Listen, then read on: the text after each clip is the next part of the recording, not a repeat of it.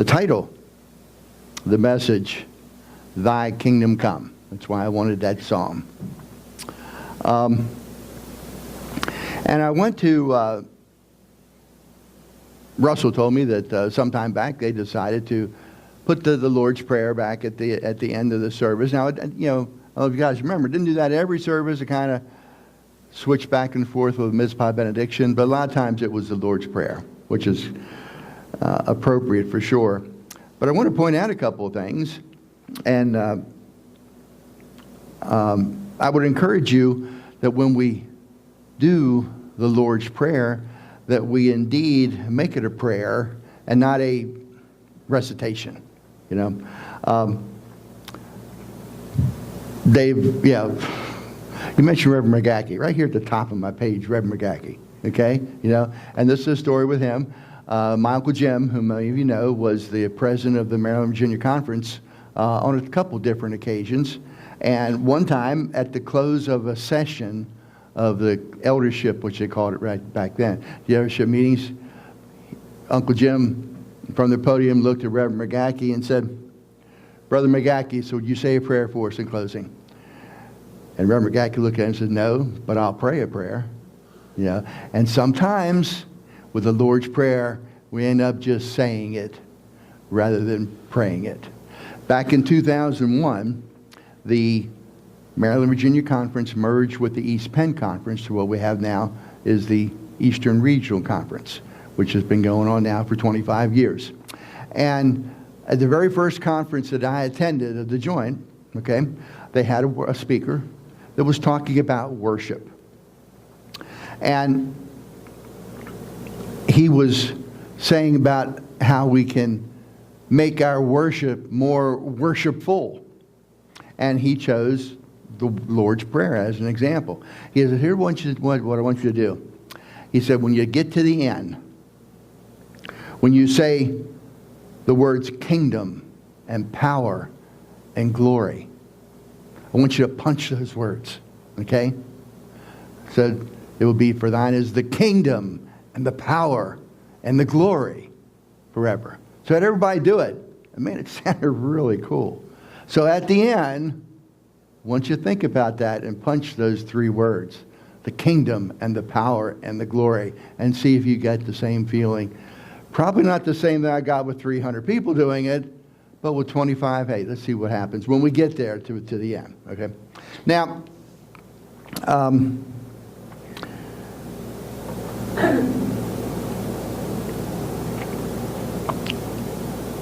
Isaiah 62:4. And Michelle, throw that up for me. Isaiah 62:4. Now that's an interesting scripture. As you look at it, you might think, well, what does that have to do with the Lord's Prayer? Let me back up here a moment and go back almost 50 years, 49 and a half. Came down here to Mayberry, no padded pews, no air conditioner. You know the old funeral home fans? You know, boy, we had them going every Sunday for sure, okay? But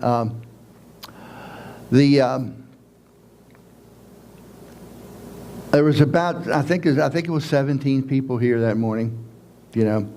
And I want you to think about names, all right? Okay?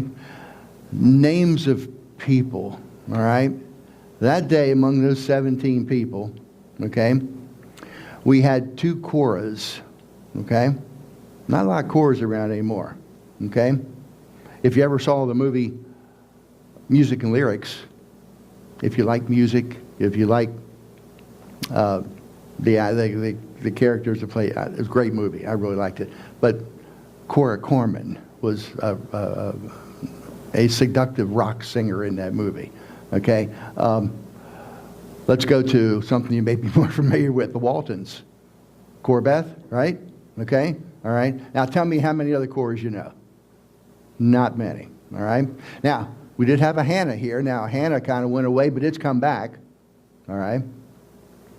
But other names that we had here were Blanche Devereaux, the Golden Girls, right? Okay, but name another one. Okay, that was, of course, the Carl fellows, their grandmother.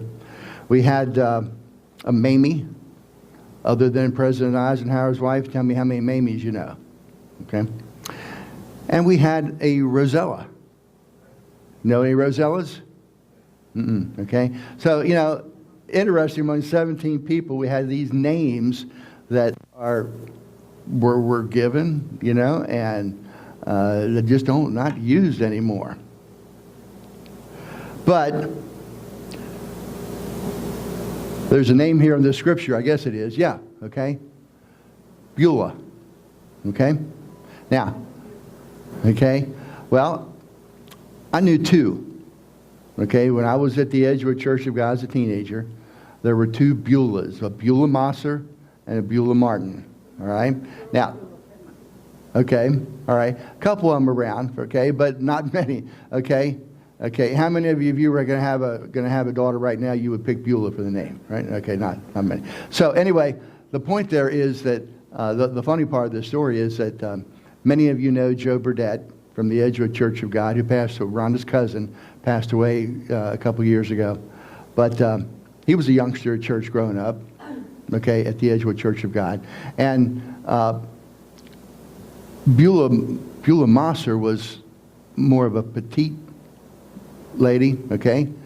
And Beulah Martin, I wouldn't say she was fat, but she was a little stockier, okay? And Joe Burdett, as a youngster, told them apart by calling them Big Beulah and Little Beulah. Okay, so as you can imagine the laughter that caused, okay? But anyway, but this name Beulah, okay? Now, how many times do you think the word Beulah is in the Bible? You've heard Beulah land, it's a big, it's something that you would expect to be in the Bible more than one occasion. Wrong. One time. That's it. It's the only time the word Beulah, whether it's by name, and here you can see it's capitalized, so it's referring to a name, all right? It's the only time it's in the Bible. Let me see if I can catch you on another one. Somebody, please. How many miracles did Jesus do in the New Testament? No, you're a little short on that. 37. Now, Rhonda, I expect her to have that answer, okay? 4 weeks from the day, I'm going to ask the same question. I want more than one right answer, okay? 37 times Jesus did miracles that are described in the Gospels. So anyway. Another name is, how many, Gilbert. Fidelia, you're right. You're right. Yeah, we can come up with those. I just thought it was ironic of 17 people here. We had all those names of people that just have, for the most part, disappeared, So, as we look at this verse, okay? Now, that's one word. Hephzibah. Make that P-H and F. We'll call it Hephzibah. Okay, I remember when Blanche's husband, Lloyd, when we'd be reading scriptures, and it would take turn reading scriptures in the Sunday school class, and Lloyd would come across a name like that, and he would say, I'm just going to let that one run wild. But anyway, Hephzibah. Let's read that. Thou shalt no more be termed forsaken, neither shall thy land any more be termed desolate, but thou shalt be called Hephzibah, and thy land Beulah, for the Lord delighteth in thee, and thy land shall be married. Thee and thy land shall be married. Okay? Now, context is so important to figure out what they're trying to say in the Bible. Okay? Now, this is Old Testament. This is Isaiah. This verse was written around 6 to 7 centuries before Christ. Okay? This is a prophecy from the prophet Isaiah. Now, he was speaking to a desperate group of people. Okay? They were in captivity. Israel, the Jews, they were always in captivity of some kind, And he wanted to give them some kind of hope. Excuse me. Want to give them some kind of hope. And so the words Beulah means a land blessed and united with God. Okay? So, And Hephzibah means my delight is in her. Speaking of the Israelites, okay? So this was giving the Jewish people in captivity hope. So this is what was to come.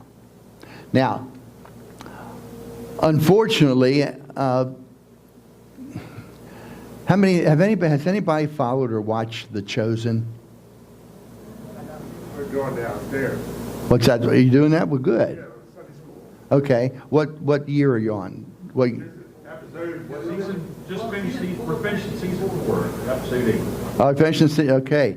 That is fabulous. Okay. And it was just recently in season 4 where one of the disciples said, "You keep saying soon, and when is soon coming?" All right. Well, what do you think these people thought? It was, give or take, probably 25 generations between the time Isaiah wrote this before Jesus came. Okay? It's a long time. All right? And the problem is that when Jesus came, he made clear some of the things that really weren't clear. Now, when Isaiah was speaking to these people, you could kind of even relate to Martin Luther King. I have a dream, because that's really what it was. It was a dream of what could happen if the Jewish people turned to God and away from wicked ways. So, what does all this have to do with the Lord's Prayer and Thy Kingdom Come? Well, let's talk about it a little bit. At the end of season 2 of The Chosen, before Jesus went to preach the Sermon on the Mount, the disciples asked him, Rabbi, they called him, he said, "Why do you go away for a day or two at a time?" And he says, to pray to my Father. And the disciples asked, "Can you teach us how to pray like you do?" All right. Now, in the scriptures have the Lord's Prayer towards the end of the Sermon on the Mount in Matthew chapter 6. Okay. The Chosen, again, adding to the literal story, or the story for just fulfilling purposes, assumed that the disciples had asked Jesus about it prior to. Now, again, that's not biblical, but it could have happened that way. All right? Makes common sense that it would happen that way. And then Jesus, after the disciples asked, chose to put that in the Sermon on the Mount, thinking that it was important enough. What I find interesting, what the Chosen has done is had Matthew as the scribe. And he was writing everything down that Jesus said, which then became the Gospel of Matthew. All right? And Jesus had Matthew helping him write the Sermon on the Mount. Not that Jesus needed any help. He didn't need notes. He didn't need the written manuscript. But that manuscript needed to be preserved for future generations, what Jesus said. So, Jesus tells Matthew, read that part back to me. So he did, And Jesus said, "It's not quite what I want. I need a better opening." Okay? And that opening was what we come to know, if you saw my tie, is the Beatitudes. All right? So I want to look at those a little bit here this morning and tell you how we can make Thy kingdom come, Thy will be done on earth as it is in heaven. Okay? This land of Beulah was a description of that. Okay? Of the kingdom of heaven on earth. Now, I want you to keep in mind that to create Thy kingdom here on earth can never happen. because of man's sinful nature. Okay? That can happen. It's not going to happen until we actually get to heaven. But we are challenged, commanded to do our best to try to make it happen so that other people might be reached for salvation. Now,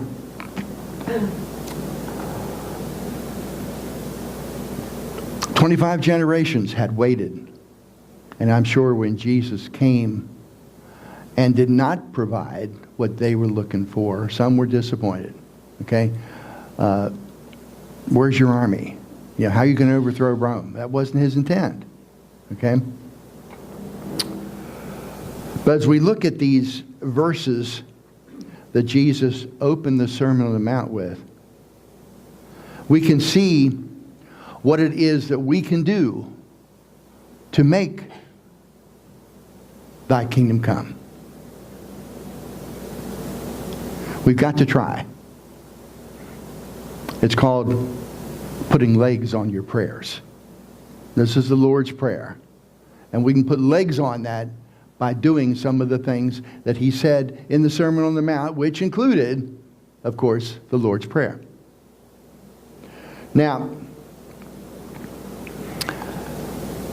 when you say the words, "Thy kingdom come," you're not just asking, you're stating your willingness to do your part. So when you pray the Lord's Prayer, say what you mean and do what you say. Matthew chapter 5, verse 3. This is the first of the Beatitudes. "Blessed are the poor in spirit." I'm reading King James, sorry about that. "The poor in spirit are blessed, for the kingdom of heaven is theirs." Now, what's the poor in spirit? Now, I'm going to put a little different take on this Beatitudes than you might have heard before. Okay? Have you ever been at the end of your rope? You know what I'm talking about. Things have just crashed down around you. You don't know what you're going to do next. Danny, not telling tales, you were devastated 20 years ago when somebody else got a promotion that you thought you should have got. You remember what I'm talking about? I do, okay? I had to pray with you, all right? Just an example, okay? Life is not always fair.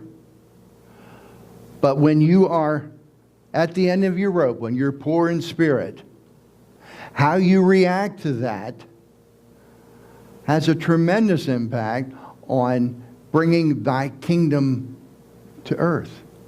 People see how you react. They know some of what you've gone through anyway, and how you react to it. Again, it's all right to wallow there for a while. Just don't live there. How you react to it will impact other people. Give me the next one, Michelle. "Those who mourn are blessed, for they will be comforted." We've all gone through times of mourning. You know, death is part of life. And again, chosen season 4. You've done the Lazarus part, right? Yeah. Okay. When the scene where Jesus wept, wasn't that great? You know, so it's all right to mourn. It's all right to mourn, but it's how you handle it that can impact other people to help thy kingdom come. Give us the next one. "The gentle are blessed, for they will inherit the earth."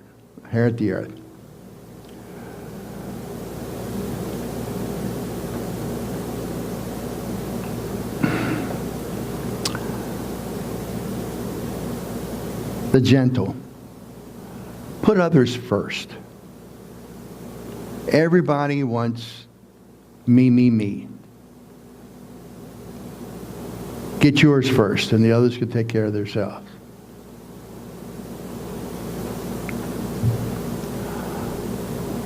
Whether it's an encouraging word, whether it's a financial gift, whatever you have to offer somebody else, being gentle will have a far greater impact on them than any words any preacher can speak. Do that, and you will help bring His kingdom to earth.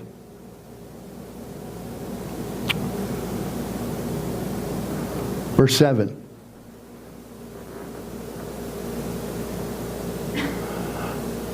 Blessed are the merciful, for they will be shown mercy.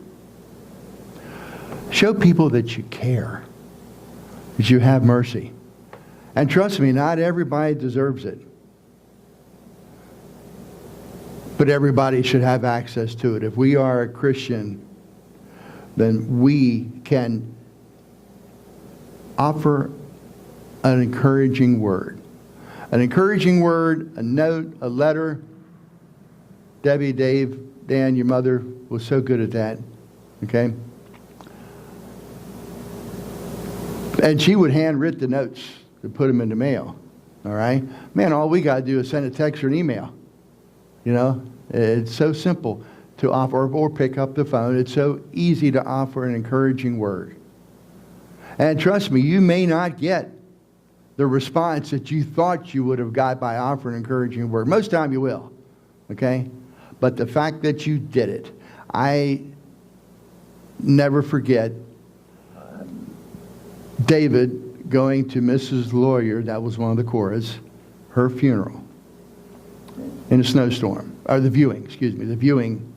And so he was able to walk from his house up to the funeral home at the railroad tracks. And there was hardly anybody else there except her son, right? Am I reading this right? Okay. And David come to me later and he said, Robbie said, I didn't know what to say. And I said, Dave, you didn't have to say anything. The fact that you were there was all that mattered. Okay?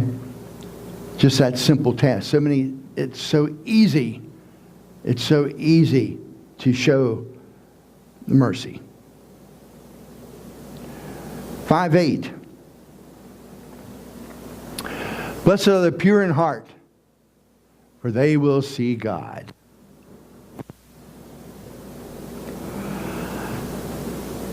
You can't show it on the outside if you're not right on the inside. Blessed are the pure in heart. We can't accomplish God's goals for here on earth. We can't do on the outside what's right if we're not right on the inside. Now, I like this next one in verse 9. And it should say something to the effect of, blessed are the peacemakers, for they would be called the children of God. I'm doing King James here. I'm sorry.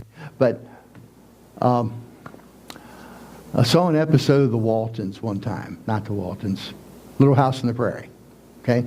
Little House on the Prairie. Where these two youngsters. And they were, I forget the story, but somehow or other people were fighting over custody or they were to be sent to an orphan. So I forget exactly what it was. But it was those two children who brought peace to it. And the preacher at the end said, blessed are the children, for they are the peacemakers. Kind of reverse this a little bit, okay? But when you think about that, the question is, are you a peacemaker or are you an agitator? Okay? Now, Reverend Cordell once said, people call me an agitator. He said, you know, a washing machine with no agitator doesn't do any good. And my comment was, yeah, but you don't need to put clean clothes in the washing machine.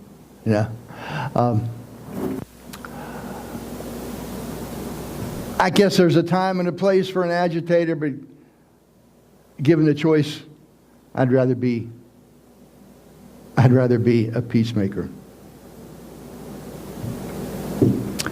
And in verse 10, in this beatitude, we see there, Blessed are those who are persecuted for righteousness, for they are blessed. The kingdom of heaven is theirs. Now this is a tough one. Who wakes up in the morning going out and saying, all right, let me have it. I want to be persecuted today. Nobody. All right. But to quote John Harbaugh, who's got it better than us? Somebody, come on. Who's got it better than us? What does John Harbaugh say? Oh, now come on, you Ravens fans. Who's got it better than us? Nobody. Right? Okay? We are blessed. And if we go out here and do the things that we're supposed to do, yeah, we're going to run into a couple bumps in the road. Okay? But that's our job. That's our job. We are blessed if we do that. Now, that is how we make His kingdom come. By doing these things that Jesus described in His opening to the Sermon on the Mount. And if we do those, to make it even better, we will be blessed if we do those things. This is what we shall do to our dying breath until we get to the kingdom. We do our best to bring that kingdom down here. But until that time, or when that time comes, then we'll get to experience the real kingdom. There's a great song out there. Again, you all saw the Lazarus on The Chosen, okay? Somebody's got a song out there, and I have to look it up. You can find it, I'm sure. But this guy tells a story in his song. The touch of the master's hand, the old violin. You've heard that song before. But it's kind of told in that vein, okay? And this guy was a friend of Lazarus, all right? And he says that he asked Lazarus, how was it on those 4 days? And Lazarus described walking on the streets of gold and so forth and singing in the choir. And the guy in the verse says, he says that when Lazarus was here on earth, he couldn't sing a lick. But now, after coming back from heaven 4 days, he said, now Lazarus can sing. It's a great song. Look it up if you haven't. Find it. I'll get some more information next time to figure out exactly who wrote it, where you can find it. But I'd like to think I can sing. I can sing loud. Okay? I can lead a group. All right? But that's nothing, man, compared to what we'll be singing in glory. Every single one of us. Guaranteed.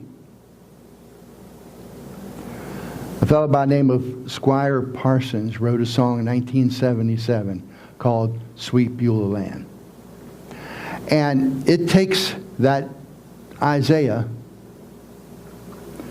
and takes the thought of that fact that we can never achieve what Isaiah was describing because of the things I said, sinful nature, man, and so forth. But it's going to be there for us someday. Now I'm going to close this morning by singing that song for you called Sweet Beulah Land. If you look up on YouTube, there's a great version of it where the Gatlin brothers open and then Bill Gaither's group joins into it. Fabulous. But it's called Sweet Beulah Land. And I guarantee you, it's one of the most beautiful songs I have ever heard. And I had heard of it, but didn't really catch the full grasp of it. So Danny, if you'll start that up for me. Oh, wait a minute, I gotta make sure I have I didn't bring my paper up with me. Let's stand.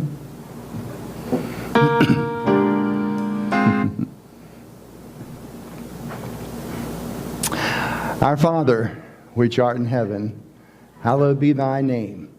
Thy kingdom come, thy will be done on earth as it is in heaven. Give us this day our daily bread, and forgive us our trespasses, as we forgive those who trespass against us. And lead us not to temptation, but deliver us from evil. For thine is the kingdom, the power, and the glory forever. Amen.